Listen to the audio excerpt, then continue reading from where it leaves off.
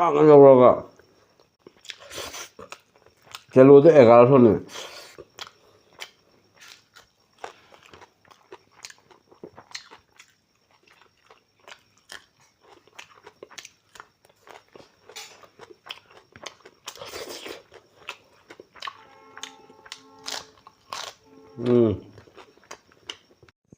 Hello, it's Nomiam. Nasidi Ilisaga Panga Tonge. The Ilisa Sigaleko. Ilisa Kiloda Lissingamaga, Canasani, Mukapi Horico, do I say Kilo Makam, the Yakomi, Cataniza, the Shem, do Martita, the Taro, Jacante, Marusi, Yamanina, Maxiki, Saba, do Makito and Mangalo, Panimakito and Mangasana, Kaisan, Mukande, Mapu, Bangde Sambagi, do Aisina, Panga, Nakupi, Tonga, Turimio, come out. As how I am head to Pandu like a Panjungi Pani, Jungi Pani, ma'am, as a Katan, Makala Putabani, to Horum Nagin, as a Pan, as a Ganga Panico, Ganga Pantica Toy, as a Jumi Pantica Tongo, me say, I can be in a bit of a wow, say Ganga Pani, Ganga Pantica Tongo, how Renacale, Ganga Panje, how the Howry, I video the Tankabani, Ron Masaba, as in a Tonga, you don't take it around on in a command, Manunda Paticon to let me, how, wow, in the Sabaki Mahao, Miam, Jaminas, Matamatanga, the Tamba, Miam, mixing the Samake, the Tamasam, Tam, the Mahao, Mang, the Queen in a quarter, he got no inside the Queen, Jum the Desire, Basicata, but Queen never come to the Tawasimian, Horosimian, Jaminas, Matamatang. Mamma Kangale, the Kangsarico, the Tawajamiam, deciding of Kaige. It is hard to talk to the Magazu Hawimiam. Mamma, it is a Pamisinomiam, Nasiki special. Nasiki special cooking and the Mupang with Dumiboko. Nasiki said, Miam, it is a Pamisinomiam, how to pass Harmony is a Sapsalasin of Kayasi, Amasala. Madame Lucia is a Wakanta and the Pay, Madame Lucia, Okaya, ma'am. Manga Muhajan. Things my own kind, ma'am. We're making a ma'am, a quite of you, Yoni, ma'am, Mikarajitin, Jonah Bajaudorida. Oh, Mikarajitin, Jonah Bajaudorida, it is Harry Munjalay. मनोहर भाई से पागल हो रहे हैं मनोहर ने बोला मेरे को पागल हो गया ठीक है मैं पागल भी हो जो भी हो एक दिन तो सक्सेस हो जाएगा ना अच्छा ठीक है जो भी हो मांस को अभी धीरे धीरे लाही लाही माने फ्राई हो ऐसे माने तब ना मुंछले में हम आसामीज में भी बोलेगा हिंदी में भी बोलेगा आज मिक्स है बहुत खुशी है माने 500 रुपया का मछली खाने वाला हो आज ठीक है पैसा तो नहीं है हाँ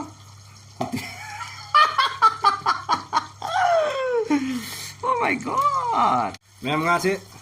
semuanya ngobrol ya. Pes suara tu, mana sana tu ya, suara tu ngobrol ya. Kadang di wali komai je, dua dia ini kang se, aku ini jenam paspor orang so atau kaya ke kau mem, dua dia macam tak nak jeng minum si mem.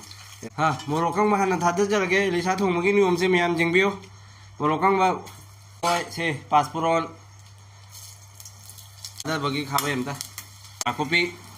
jenam. Ngului से हंगाम मरुगा सोसो powder का थोंग गदा बनी जो कोई मैथे की दी समाइना थोंग मसे अनम बचना बनी हाउ तो बनी पान का थोंग मसे मैम नद्रा मनम दी पोखाए है मनम दी पोखाए है मैम मनम दी पोखाए है मैम ना पान अदर है मैम जिसका का पान का थोंग की महाउ से मैम मनम से ना ताकती मैम सुसो ना हाउ नहीं है ताकता बनी मैम थुंजा थुंजा तो ना बस वही ना जाम का ना होना जगह नहीं मैम यदि मैम जंगल से मैम वाओ जो जिदांग मुन्ना बा थुम हाँ पके मैम थुम जो जॉक्स लगते मैम थे थुम तामो सब अन्य हम और थम कुछ जरे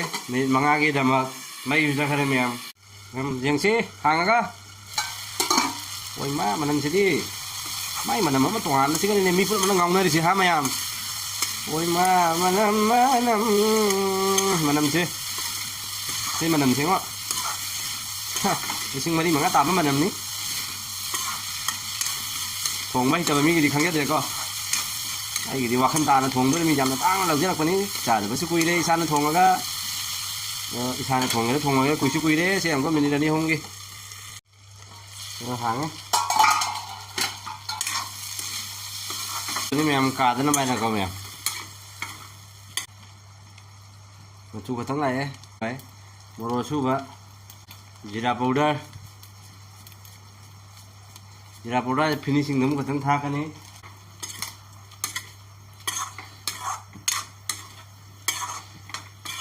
ꯁꯥ ꯑꯃꯒꯤ ꯃꯍꯥꯎ ꯀꯥꯏꯅ ꯃꯇꯝ ꯑꯃꯗ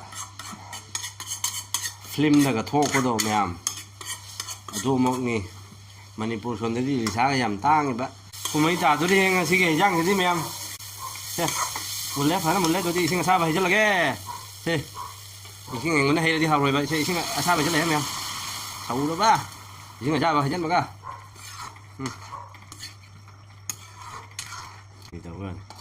ꯀꯨꯞꯁꯜꯂꯦ ꯃꯌꯥꯝ ꯃꯤꯅꯤꯠ 5 ꯃꯌꯥꯝ ꯍꯧꯖꯤꯛ ꯐꯤꯅꯤꯁꯤꯡꯒꯤ ꯍꯧꯖꯤꯛ ꯃꯔꯣꯏ ꯑꯁꯨꯕ ꯍꯥꯞꯆꯤꯟꯖꯔꯒꯦ ꯁꯤ ꯃꯔꯣꯏ ꯑꯁꯨꯕ ꯆꯥꯏꯔꯦ ꯐꯤꯅꯤꯁꯤꯡ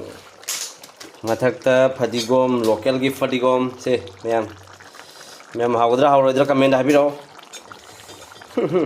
ꯑꯗꯨ ꯁꯥ ꯃꯅꯝꯗꯤ ꯂꯣꯏꯔꯦꯅ ꯂꯩꯀꯥꯏꯗ ꯂꯩꯕ ꯌꯥꯔꯝꯃꯔꯣꯏꯗꯕꯅꯤ ꯃꯌꯥꯝ ꯃꯅꯝꯁꯦ ꯀꯗꯣꯝꯗꯒꯤꯅꯣ ꯍꯥꯏꯕꯁꯦꯀꯣ ꯃꯌꯥꯝ ꯀꯣ ꯁꯣꯔꯃꯥꯒꯤ ꯔꯨꯝꯗꯔ ꯍꯥꯏꯅꯀꯣ ꯂꯥꯛꯇꯅꯅꯦꯀꯣ ꯃꯅꯝꯁꯦ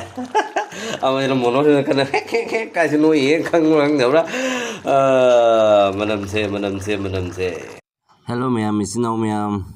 ꯉꯁꯤꯗꯤ ꯏꯂꯤꯁꯥ ꯊꯣꯡꯕ ꯄꯨꯖꯔꯕꯅꯤꯀꯣ ꯃꯌꯥꯝ ꯀꯨꯏꯔꯦꯅꯀꯣ ꯆꯥꯗꯕꯀꯣ ꯑꯗꯣ ꯑꯩꯅ ꯀꯦꯃꯦꯔꯥ ꯇꯧꯔꯤꯁꯦ ꯃꯥꯏꯛꯁꯦ ꯑꯣꯟ ꯇꯧꯔꯝꯗꯕ ꯃꯔꯝꯅ ꯑꯩꯅ ꯚꯣꯏꯁ ꯍꯥꯞꯆꯤꯟꯖꯕꯅꯤ ꯃꯇꯦꯛ ꯑꯃꯀꯣ ꯃꯌꯥꯝ ꯑꯗꯨꯗꯤ ꯍꯧꯅꯕ ꯇꯧꯔꯒꯦ ꯆꯥꯅꯕ ꯇꯧꯔꯒꯦ ꯃꯌꯥꯝ ꯏꯂꯤꯁꯥ ꯊꯣꯡꯕꯁꯦ ꯌꯥꯝꯅ ꯍꯥꯎꯔꯅꯤ ꯀꯩꯒꯤꯅꯣ ꯍꯥꯏꯗꯤ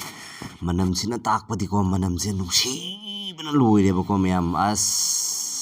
ꯉꯁꯤ ꯌꯥꯝ ꯇꯥꯡꯅ ꯑꯩ ꯂꯩꯔꯛꯑꯕꯅꯤ ꯀꯩꯒꯤꯅꯣ ꯍꯥꯏꯗꯤ ꯄꯥꯟꯁꯦ ꯌꯨꯝꯒꯤ ꯄꯥꯟꯁꯦ ꯁꯤꯒ ꯊꯣꯡꯉꯒ ꯃꯍꯥꯎ ꯂꯩꯅ ꯑꯝꯇ ꯆꯥꯊꯒꯦꯅ ꯀꯨꯏꯔꯦꯅꯀꯣ ꯃꯌꯥꯝ ꯆꯥꯛꯈꯣꯝꯁꯤꯁꯨ ꯇꯥꯗ꯭ꯔꯦ ꯑꯗꯣ ꯃꯌꯥꯝꯗ ꯅꯨꯡꯉꯥꯏꯇ꯭ꯔꯦ ꯈꯇꯪꯗꯤ ꯅꯨꯡꯉꯥꯏꯇ꯭ꯔꯦ ꯑꯗꯣ ꯃꯥꯏꯛꯁꯦ ꯑꯩ ꯀꯃꯥꯏꯅ ꯑꯣꯟ ꯇꯧꯔꯝꯗꯕꯅꯣ ꯑꯩ ꯈꯪꯗ꯭ꯔꯦꯀꯣ ꯃꯌꯥꯝ ꯈꯪꯗ꯭ꯔꯦ ꯑꯩ ꯁꯣꯏꯅ ꯇꯧꯔꯤꯅꯦꯕꯀꯣ ꯏꯂꯤꯁꯥ ꯊꯣꯡꯉꯦ ꯍꯥꯏꯁꯤꯒꯀꯣ ꯍꯛꯆꯥꯡꯁꯦ ꯑꯩꯈꯣꯏꯒꯤ ꯈꯪꯗꯦꯅꯦ ꯐꯤꯡꯀꯠꯄ ꯍꯥꯏꯗꯨꯅꯤꯀꯣ ꯑꯩ ꯃꯥꯏꯛꯀꯗꯤ ꯊꯥꯔꯝꯗꯦ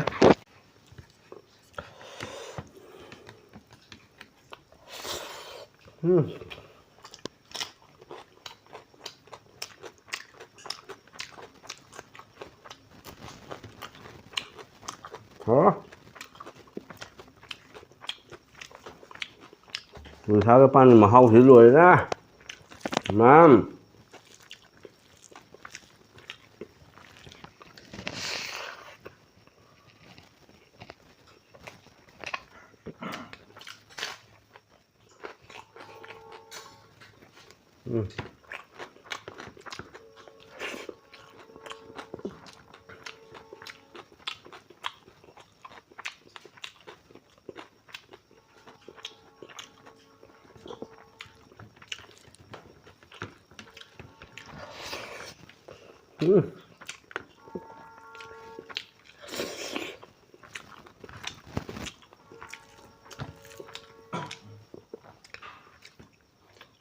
ꯈꯨꯍꯥꯎꯁꯦ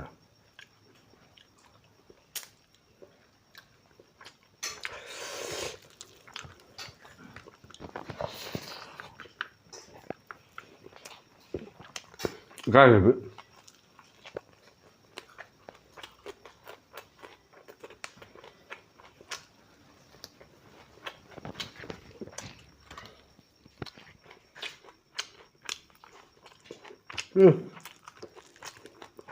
뭐다?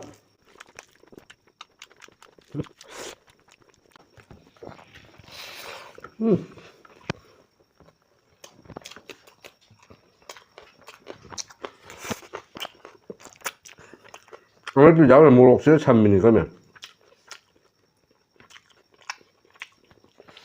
비 hiện mít cái tàu ạ thì sao thùng ấy lối phình gật khe là sao vậy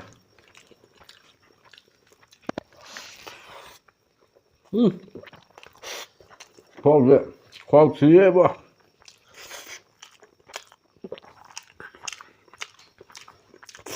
mà khá sai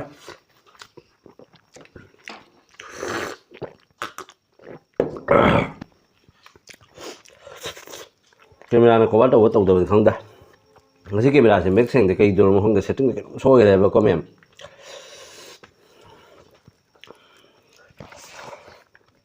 적당히 올라가 젤로도 애가 손을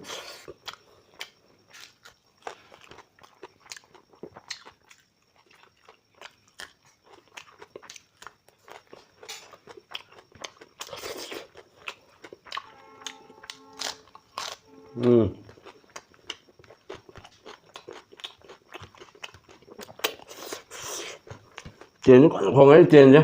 bè bè hết chân rồi nằm trên cái ùm rồi ta sẽ phạm mà giáo thì hay biết không chị em xuống là gì đấy xíu xuống là gì đây ở hôm ní phải dẫn các bạn thấy thằng cả thằng này là gì ubra mềm chơi thì umro ở hôm ní cái nó phối mình thốc nó mới sao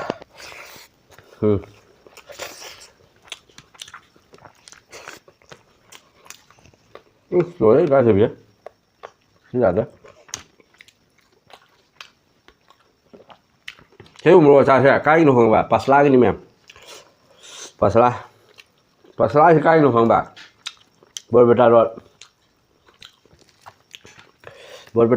borbeta jauh dingin dah leba paslah bakal tak kau dah borbeta di nanti bak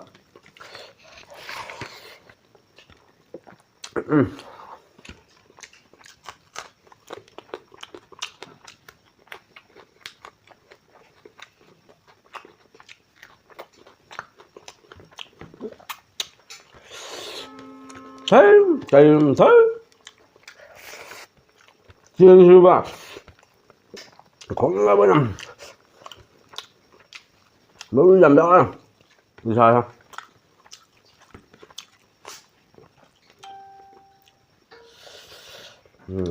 mới làm đó à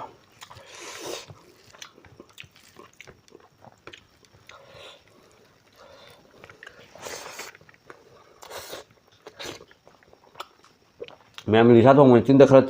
tay rất là sân luôn mẹ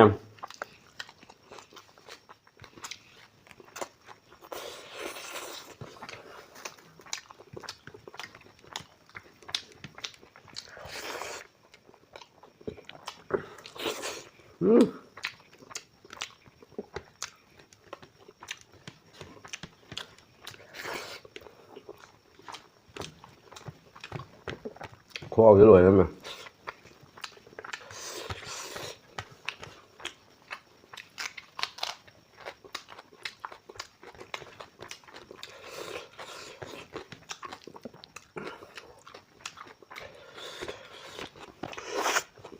thì sao thùng nó chắc là dạng lùi vào không đến mà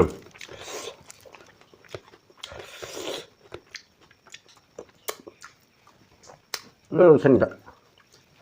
thuốc tăng rồi bộ nó có đã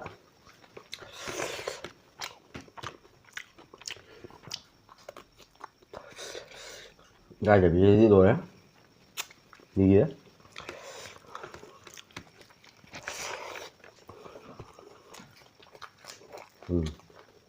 chân ngầu rồi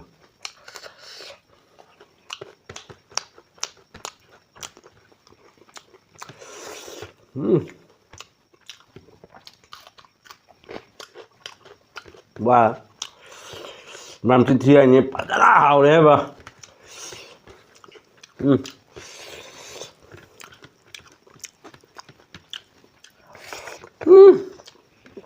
quá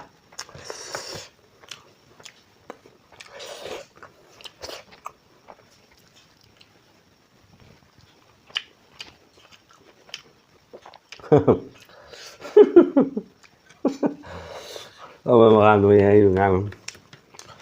hả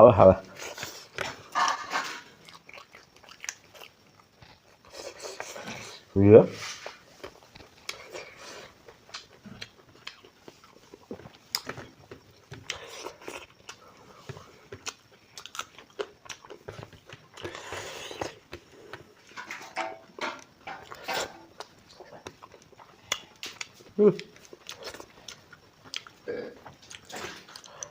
đấy á thôi hey. Làm khả năng mà nó gì giáp tôi này coi thầu với đây không đến từ làm khả năng gì giáp với ôi này coi mẹ xem mà tăng sẽ video sẽ luyện ra cái mà khát ta vậy xuống ta tóm xa ra cái mẹ phone mà lại phone sẽ switch off tao đâu nên mono số số nó gì giáp tao đi do mem thầu ra do video sẽ nó bây giờ video cái like tao subscribe tao mem copy cái nó mem đôi cái mà tăng sẽ luyện ra cái đi sát xuống một số tăng tao rồi cái mới là gì giáp tao và khăn đi phải nó ngay thì mem rồi đi bye bye